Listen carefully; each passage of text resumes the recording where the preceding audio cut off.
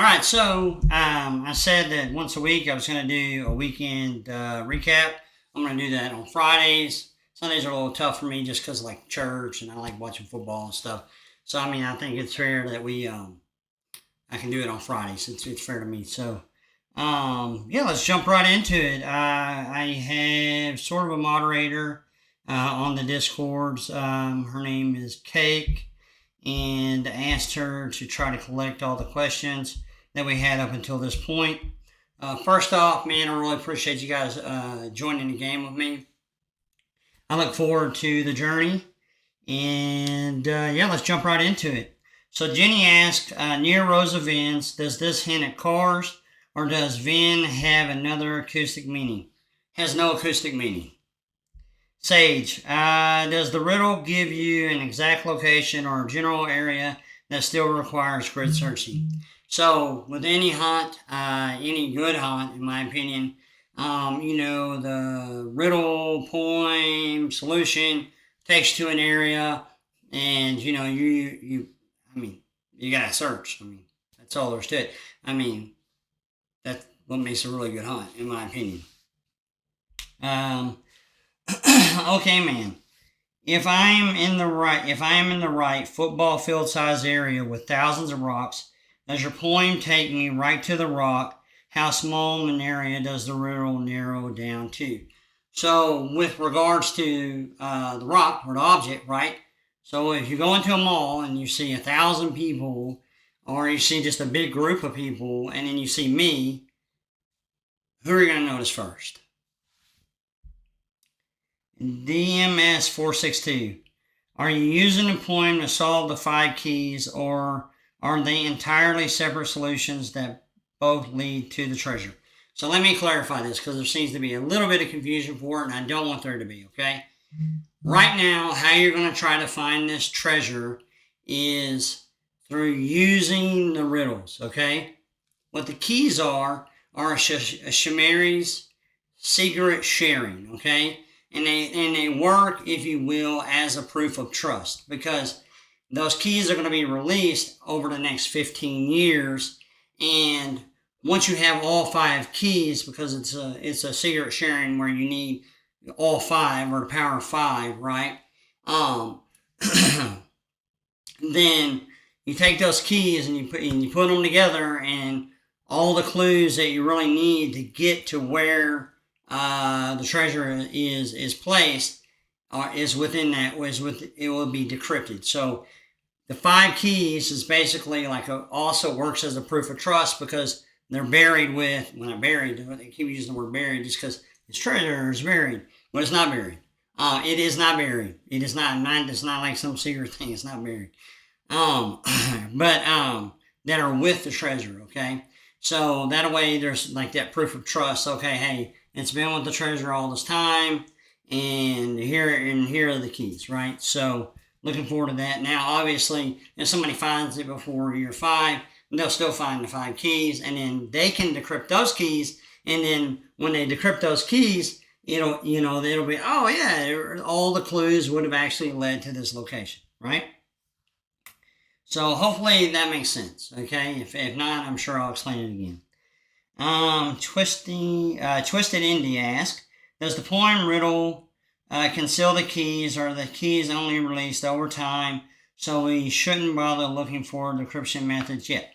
Really cool is that I actually think computing power is going to increase. So maybe after 5 years, when the first key gets released,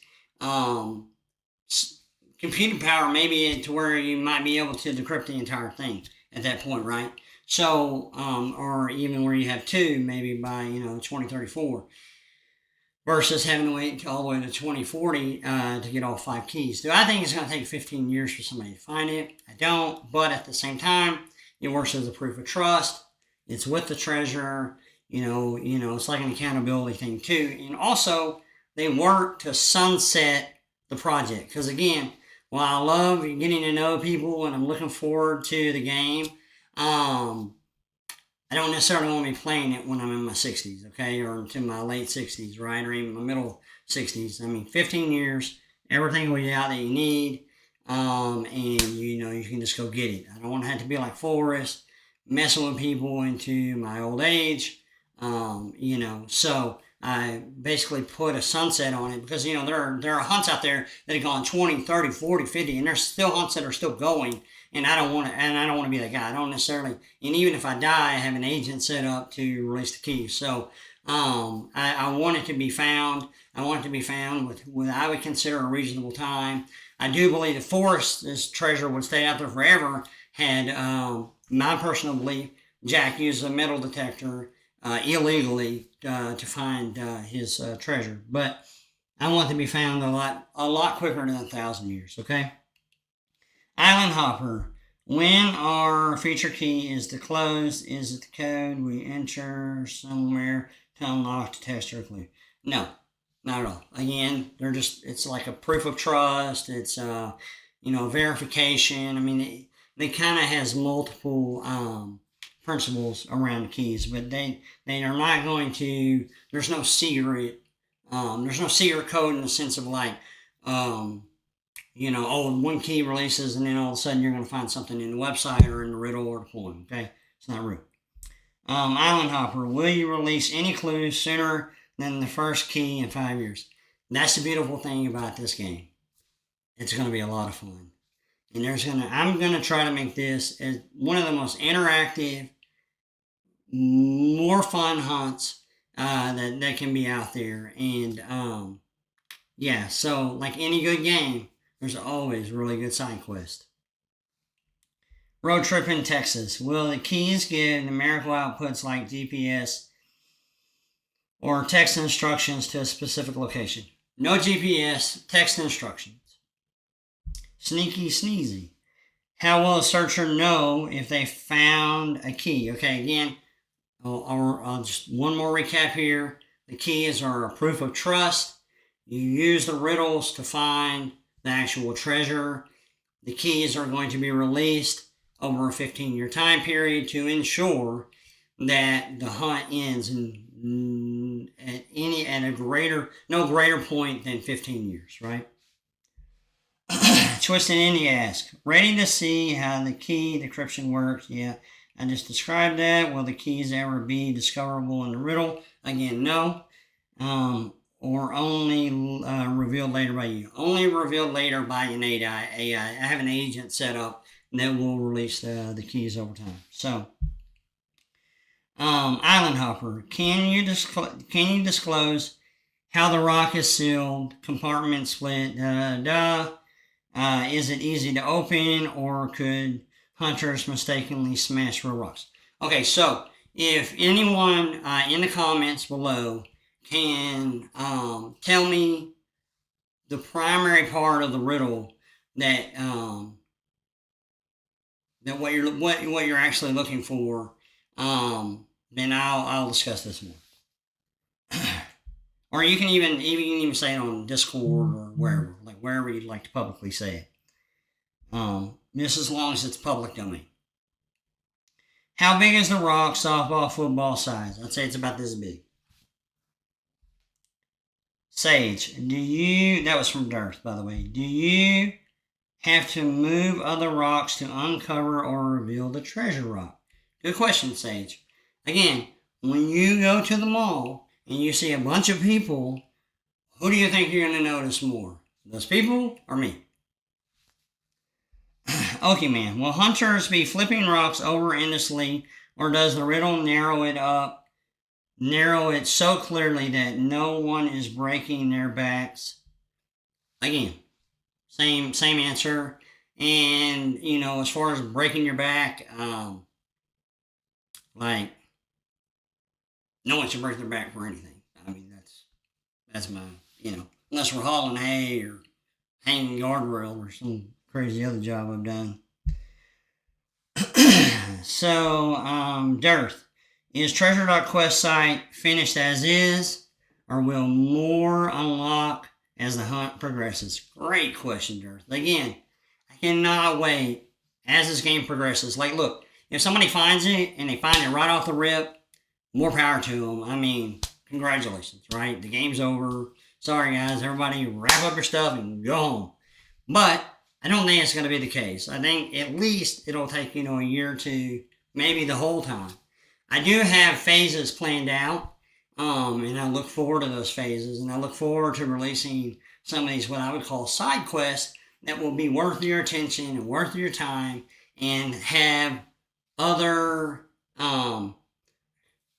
we don't want to call them prizes, because we run into some areas there that we don't really want to call that, right? But they will be other giveaways. That's the best way to put it. Say, oh no, Tresley. Since the website is styled like a retro video game. Oh yeah, I would just say. Wait, no. He said, could there eventually be a hidden minigame side? Again, cannot wait. I cannot wait. Listen, the reality of it is, I've sort of had this planned out for a while now, right? And I built the site, and I can't wait until we move from stage 1 to stage 2, stage 3. Listen, any great game has levels. Okay? Shades. From the closest vehicle parking within 400 feet, is there established trail, or is the spot off the trail?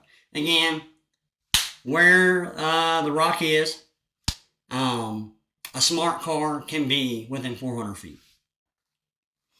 K-Pro, is the treasures, oh wait, no, say just one more. Your site suggests a paid use area offers closer access than the free area. Is that correct? It's not an area. It's not an area. Just so you know, it's not an area like. Okay. K-Pro, is the treasure's physical location accessible 24/7? And she also asked, do you need to pay to access the final location?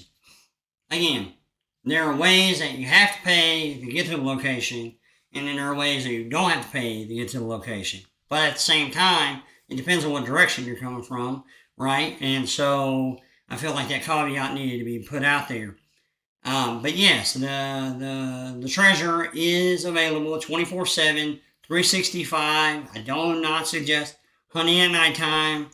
Do not hunt at nighttime. It's dangerous no matter what. You can slip, you can fall, you can hurt yourself.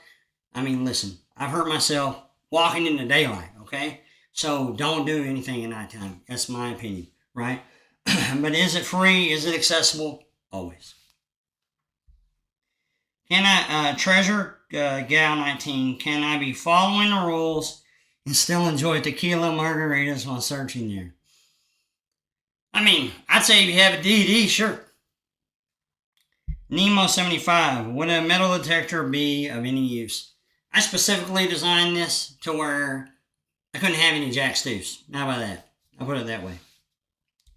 K-Pro, are ciphers needed like tech-heavy decoding? No.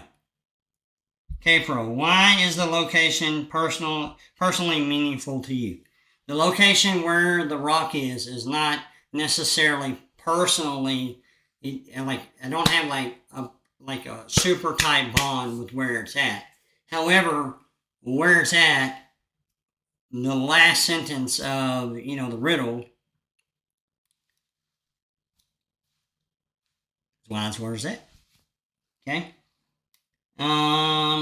K-Pro, will you release status reports on the hunt? Absolutely. So I'm trying to do these once a week uploads while I'm in the States. I do travel overseas quite a bit.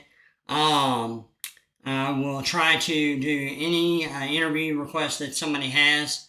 I want to be open. I'm going to try to be accessible on, Discord. I'm going to try to be accessible in my emails. I'm going to try to be, accessible the entire time, right? So I want people to not feel like they're left out. And again, I want to really emphasize, to me, one of the positive things that Forrest did was he took the time to talk to almost everybody who emailed him or corresponded with him, right? At least a lot of people. Especially in the earlier days when there was just a smaller group. And that's kind of what, this is kind of built around. It's like letting it grow organically, right? And then as time went on, maybe he scaled that back. But he still took the time personally to answer people, right?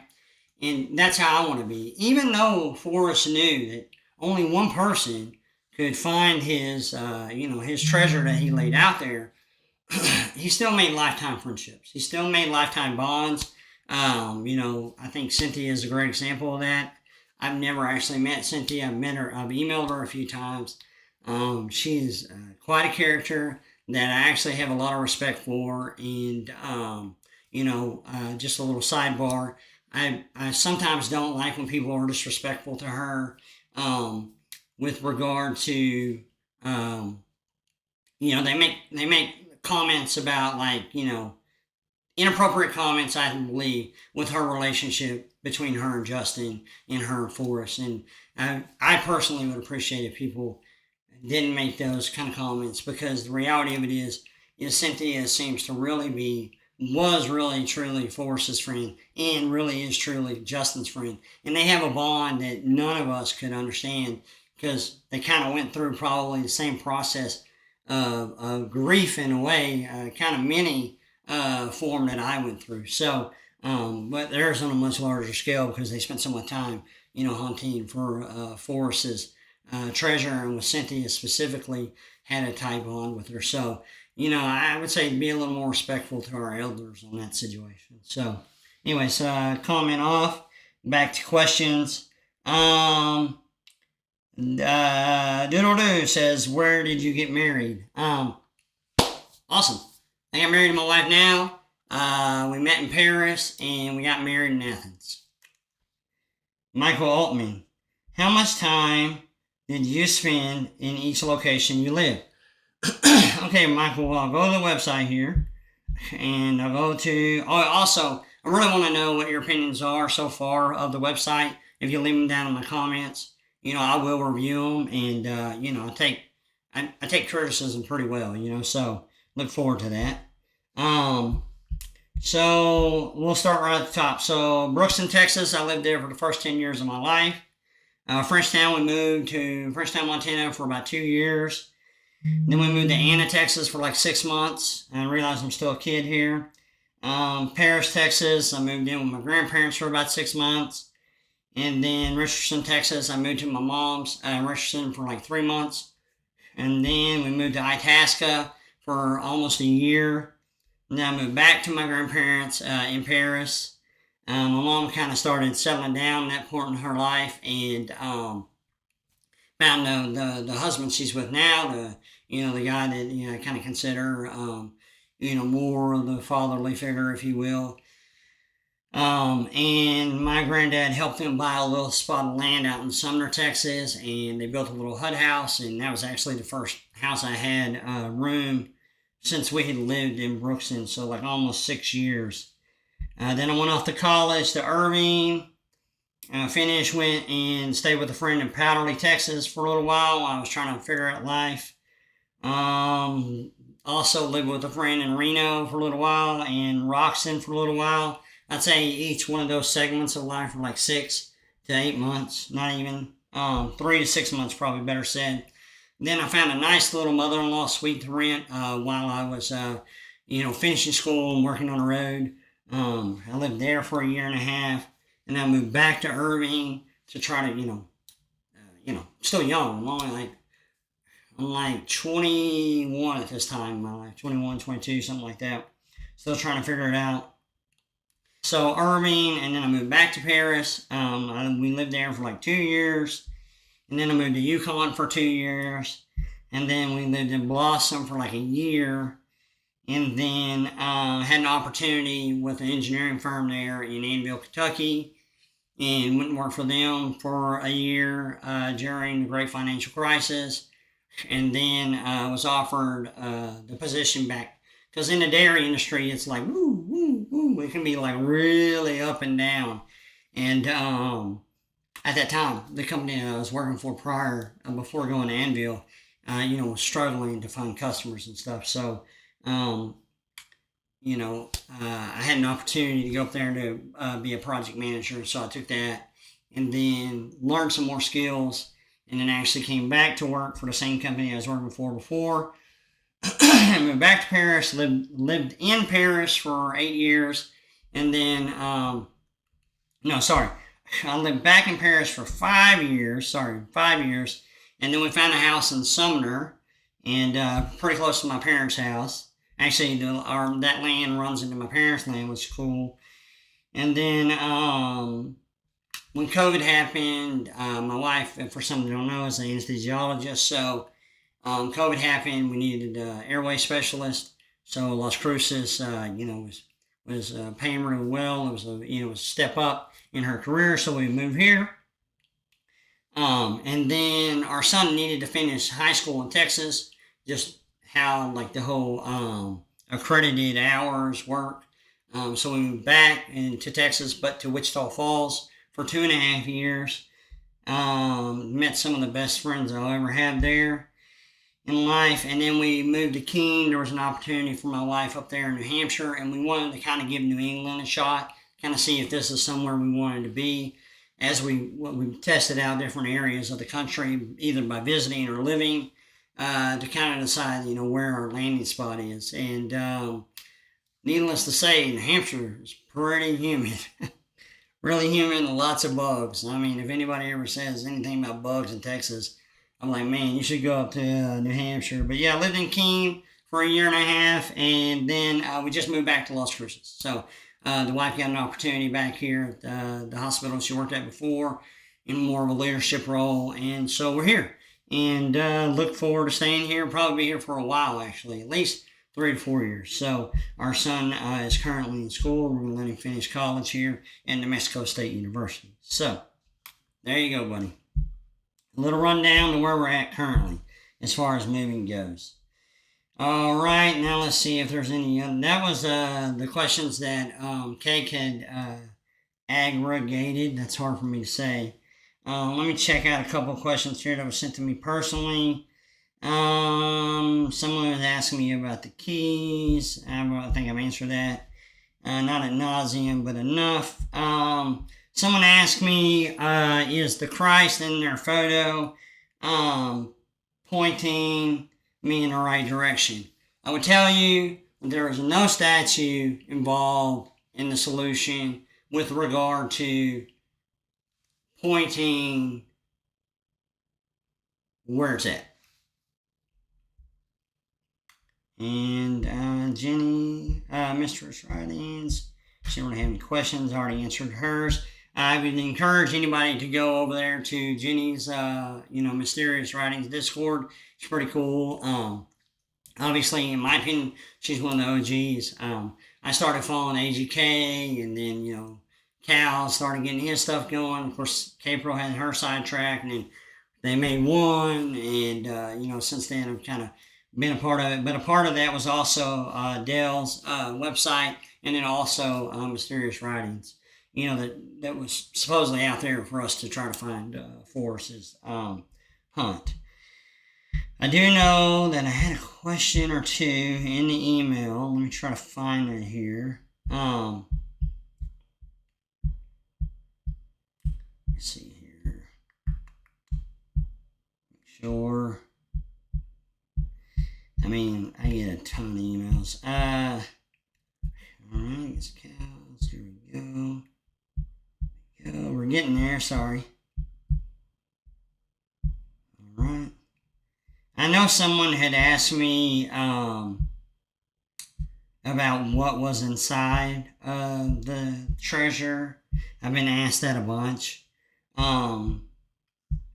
I want to make real sure I'm real clear on this. I mean, super clear. So clear, it's crystal, right?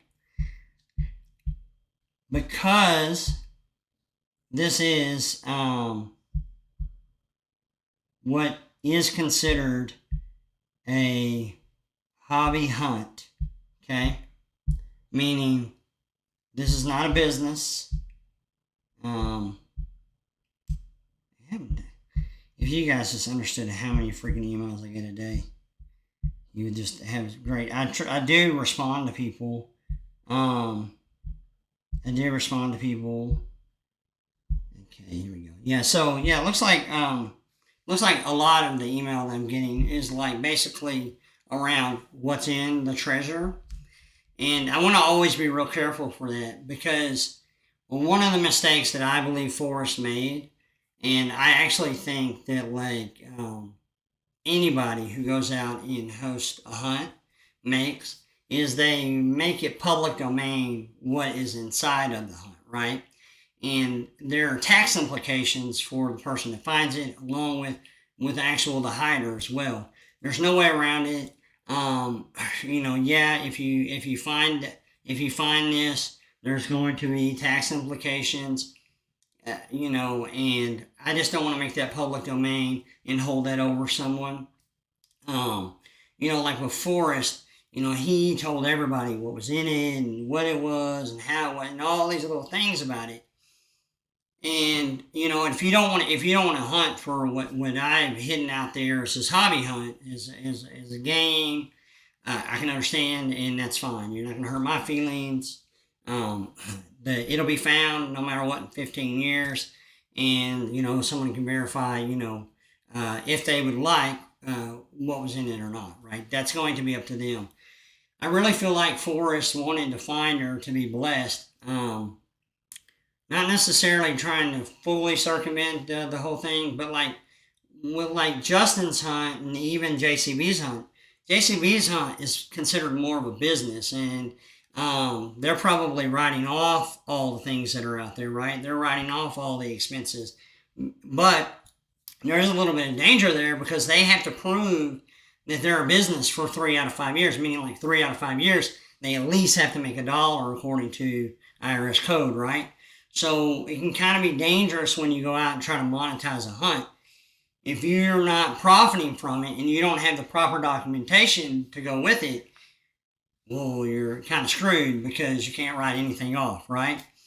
And whereas, I'm not really sure how Justin's has formed his, but the fact that, we know what is inside of it, a good bulk of it, well, now that it's public domain, the finder, because now we know the finder is on the hook for at least $340,000 to even all the way up to $500,000 in taxes because they are considered ordinary income. It's not considered capital gains, whatever else, right? So if you're a guy who's out there hunting and you make $50,000 a year, it's not like you're taking this treasure and being like, oh man, this is if you find Justin's, it'll for sure be life changing. I have a lot of opinions on JCB's hunt. I'll commentate on later as this hunt goes on, but ultimately in the end, because it is public domain, then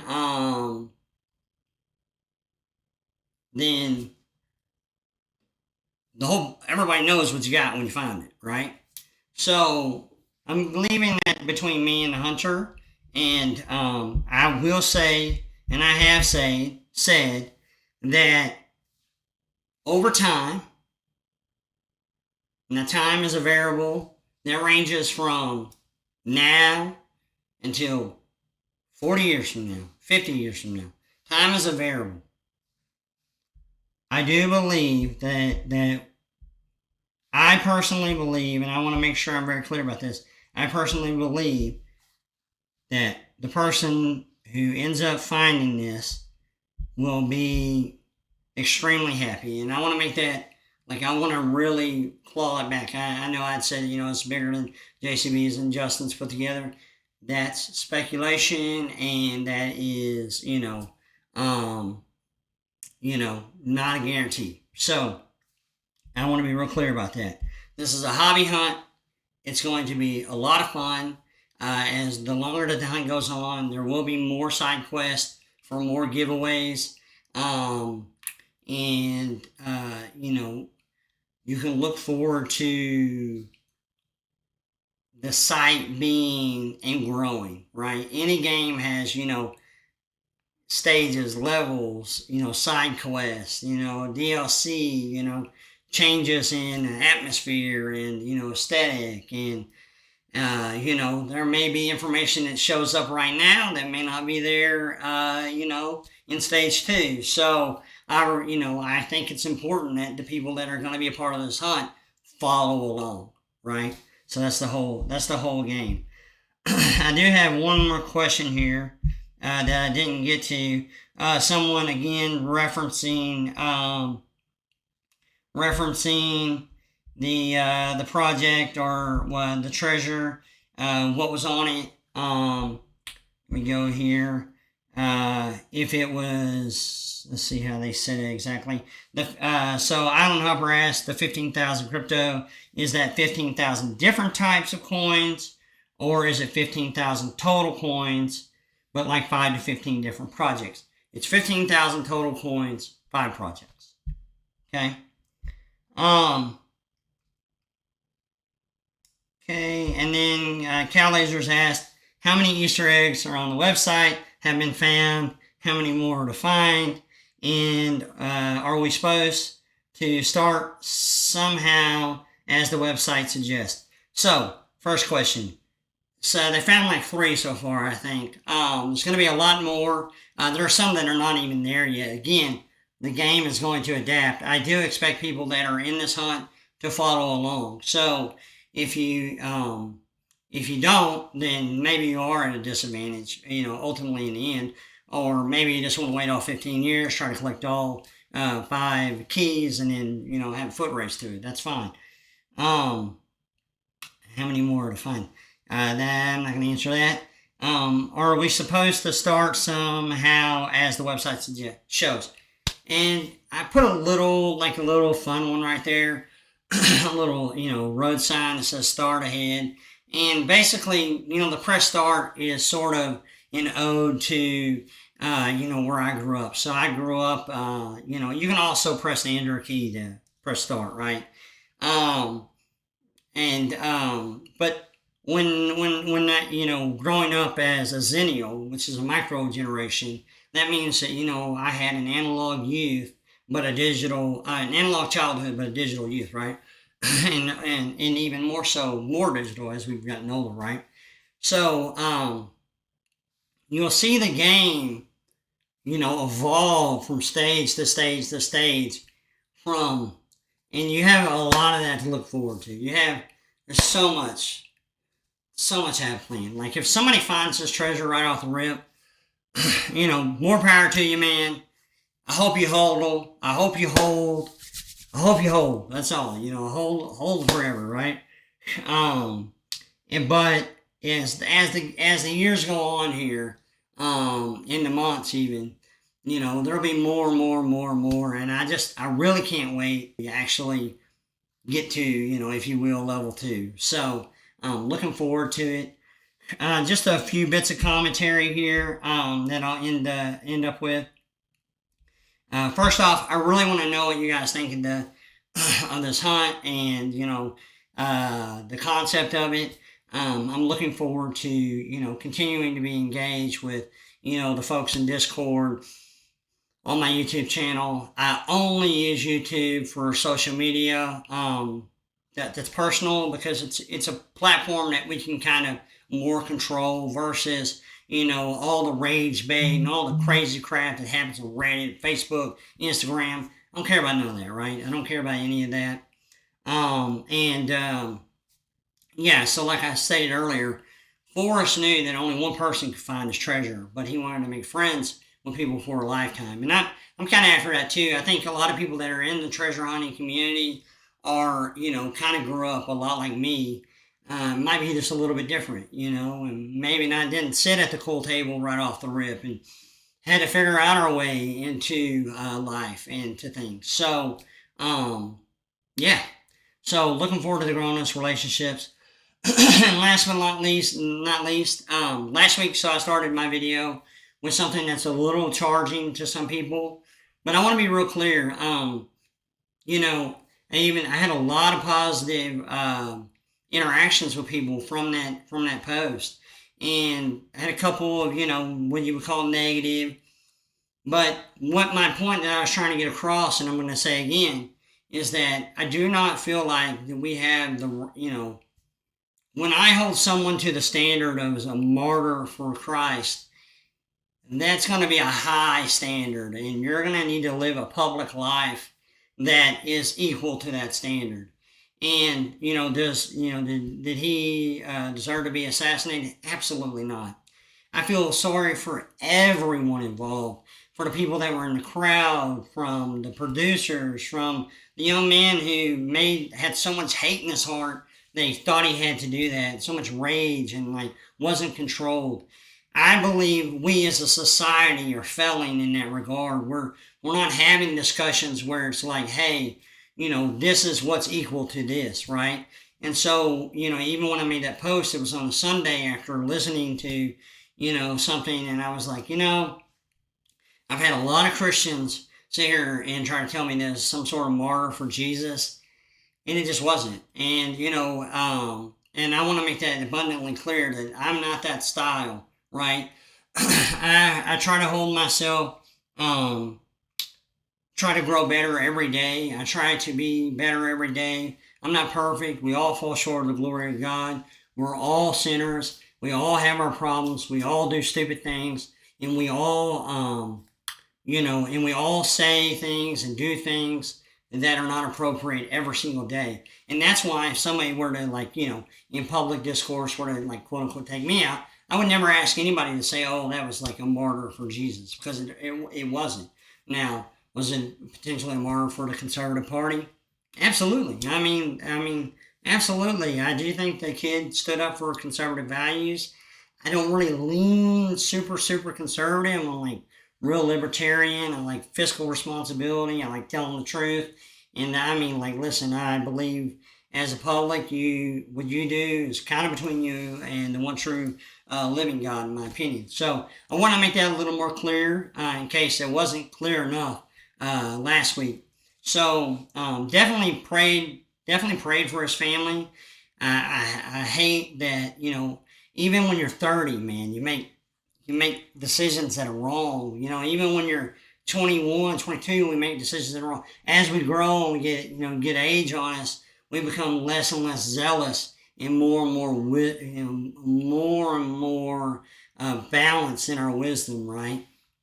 So yeah, appreciate you guys. I hope I answered all the questions. Please feel free to email me. Please feel free to put questions into Discord. I have a young lady, the Cake girl that's in our Discord with the pseudonym Cake, is collecting these questions. So even if you want to probably drop her a message, that's fine. You can drop it directly to me. And we're trying to do a better job of aggregating those questions so that, so this can be really interactive and be like a hunt that hasn't really existed yet that I know of. So, looking forward to it. Good luck, hunters. See you later.